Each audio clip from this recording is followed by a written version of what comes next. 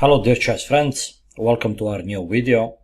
Here I will present you game played between Wesley So and Hikaru Nakamura. Game was played in 2015 at Sinquefield Cup in St. Louis. And that is a game which shocked the world. You will see what happened, something extraordinary.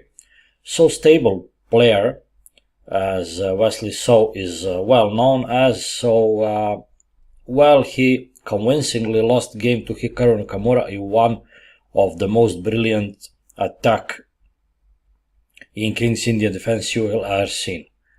Let's see what happened.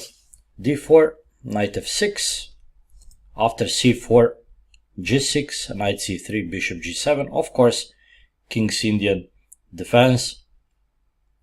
Hikaru Nakamura is recognized as a real master of it.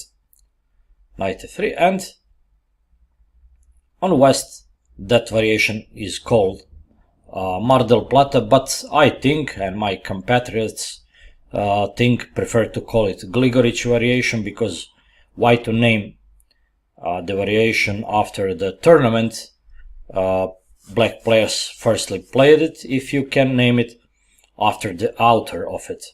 So, Gligoric variation. If you don't know about Svetozar Gligoric, you can ask for his games he played in Mar del Plata. I think 1955 was the year, and some brilliant victories he implemented in that opening and in that line.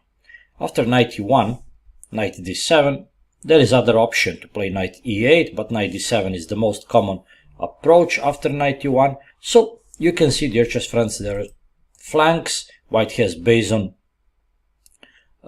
e4 and pick on d5, black has base on d6 and pick on e5, so both sides will naturally go to strike on the base of opponent's pawn's chain. You already know that is very well explained by Aaron Imts, which is his capital opus mine system and blockade. You should strike the base of opponent's pawn chain. That's the very well-known concept, and players play accordingly to this principle.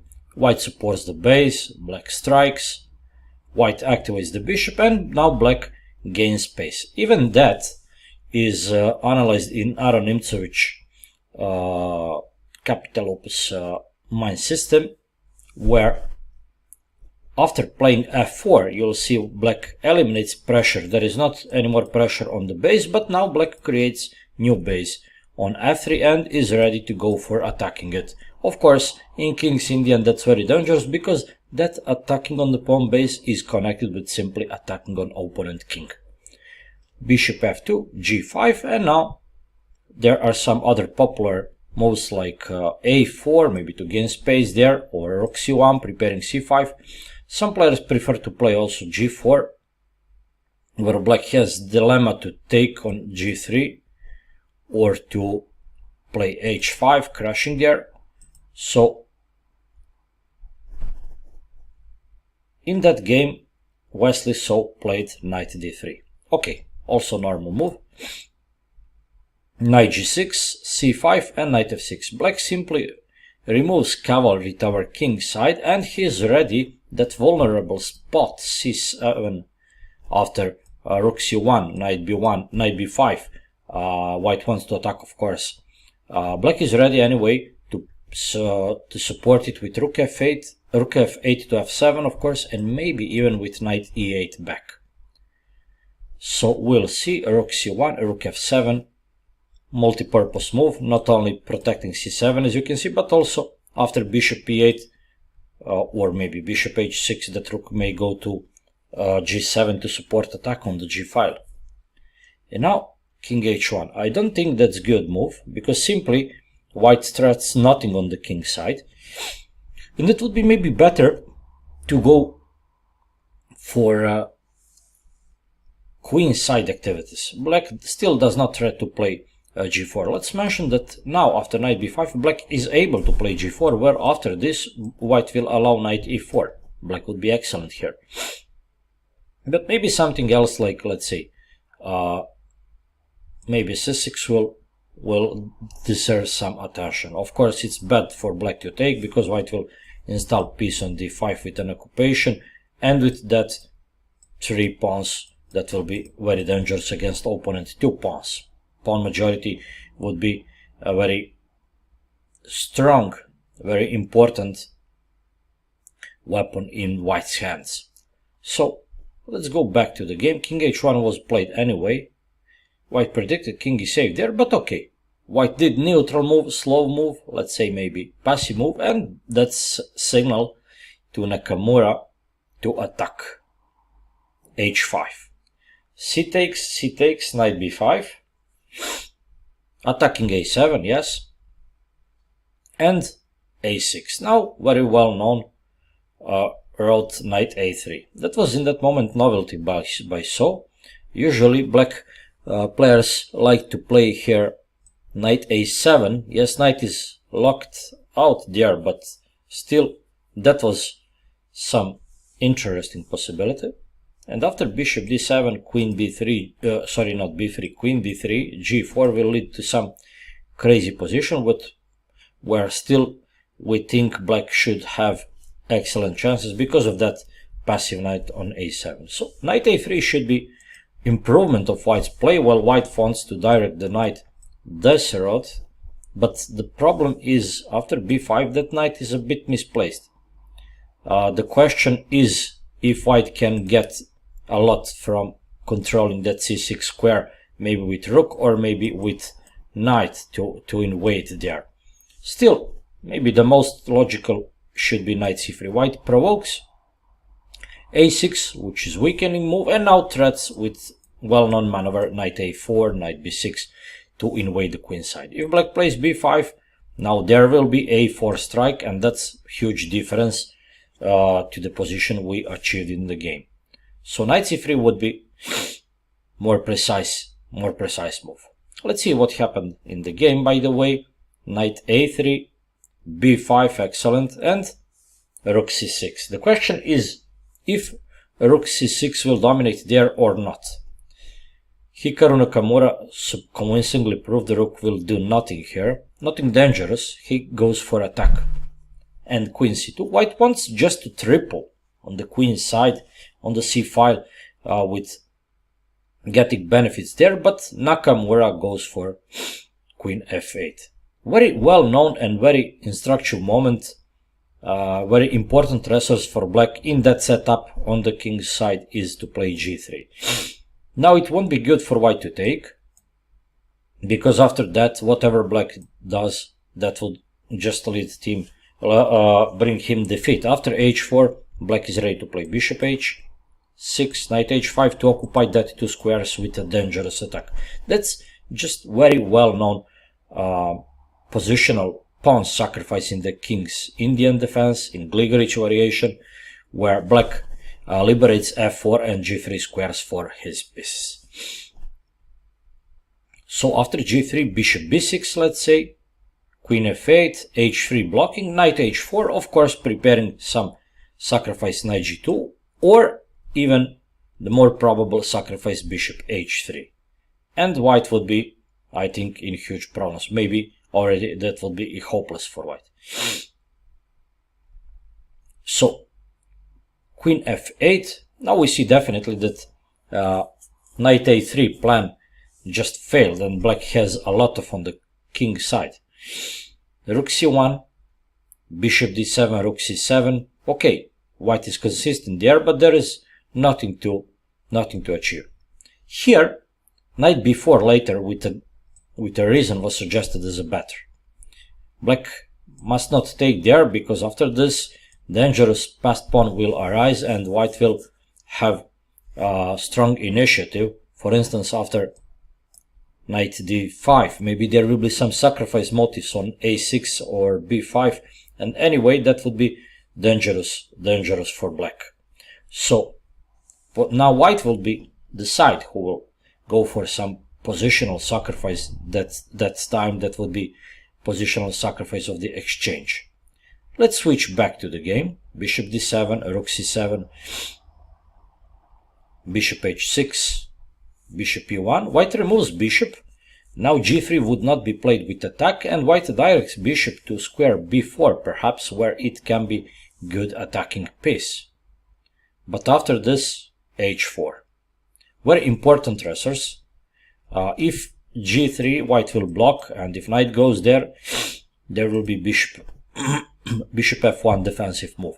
But generally, another dangerous weapon for black is h4. Now black wants, like in pawn endgames, with h3 to definitely crush white pawn structure and to create maybe passed pawn on the f5. And white takes the poisoned pawn. What else to suggest? Instead of that, he should try maybe with h3. But after this, I don't see anything white can do. Maybe that is better because that would be more resistant, but after f takes g4, that was just prelude to Nakamura's amazing infiltration of all his pieces. Just look what happened. First of all, he played f3, opening bishop, attacking rook on c1. White takes, and now instead of bishop c1, perhaps Wesley so expected this move, where he will after queen c1 be absolutely dominant. Surprisingly, black will not have attack. That pawn on f3 makes white king side setup so stable. White will threat even to attack himself on the king side with queen g5 in some good moment. Well, instead of that, there is superb move, knight e4. Let's see what's going on. If white takes, there will be defeat after this. Now that will be mate, and that move, king g2, will lead to amazing win for black after bishop e3. Now again bishop f1 will lose the game after h3, and there is queen f1. So in that moment, taking is not good. What to do as white? He played rook d1, which loses immediately, but there are not other options. Later rook d7 was suggested as a better to deflect back rook, but of course black will not take there. Taking there will give white better position after all that shown moves. White will have 3 pieces for 2 rooks, and there is extra pawn, and white will be evidently better. But the point is, black will not take a rook. Black will not take a rook, black will take a pawn. That's chess in all its shine, and that move rook f3, so not taking the rook, take the pawn, will just glorify beauty of chess. Rook f3, now simply bishop f3, queen takes back, queen g2, queen d3 will leave white position in ruins. You will see that white is hopeless here. Knight comes to f4, rook comes to f8, there is nothing white can do. So let's go back to the game. Rook d1 was played, and that's the move losing immediately. Of course, rook f3. Nakamura is in his element. Rook d7, rook f1, king g2, and again same bishop e3. Well, the point is black threats h3 to sack the pawn, and queen h6 after that. Bishop g3, he wants somehow to survive, to organize something. Okay, black takes. Now knight gets access to square h4, which is very important fact. Rook f1, knight h4.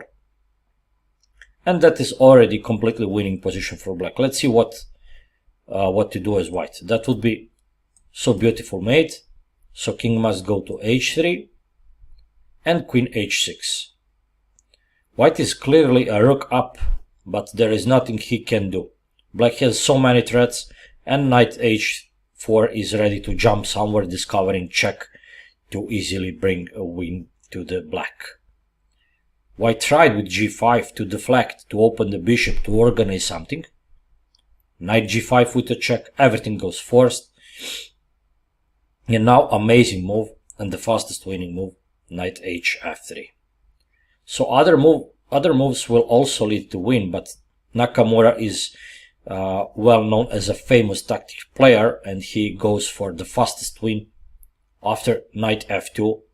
Once again, white goes for resisting, sacrificing everything practically. He wants to eliminate mate threats. Well, there is a threat of mate in 1 with queen h3, of course, evident. Knight f2, but now queen h4 leads to force mate. Now even a rook comes to the game. And now decisive deflection. White must take. And knight e4, double check. Of course, queen e4 is not possible because there is also check from a queen. After king g6, queen g5 leads to so beautiful mating construction where black king eliminates white's possibility to play king f7 or king h7. So nice king opposition. Black forced white king to go directly to black camp to visit black counterpart, yes, and to get mated exactly there after he met black king. Here king f5 would lead to mating 2 after this and the same mate, so nothing will be changed, and that was just one of many brilliant wins Hikaru Nakamura won in style in King's Indian defense as black. That game was recognized as far the most beautiful game played in 2015 in many services, so I also share that opinion, and I also like to present that game to my students as an so interesting way to learn how to attack opponent king. If you start attacking opponent king, straightforwardly go for it, especially if opponent goes for something strange. You can see white just was very well punished for bad novelty. White wanted with some extraordinary way to transfer knight there, but after b5 that knight was just excluded from the game for a long time. As you can see in final position, it still is on a3, and that is something simply helped black to win the game convincingly. Dear chess friends, I hope you enjoyed that video. I hope you will enjoy our future material, and see you soon with new lessons. Bye bye.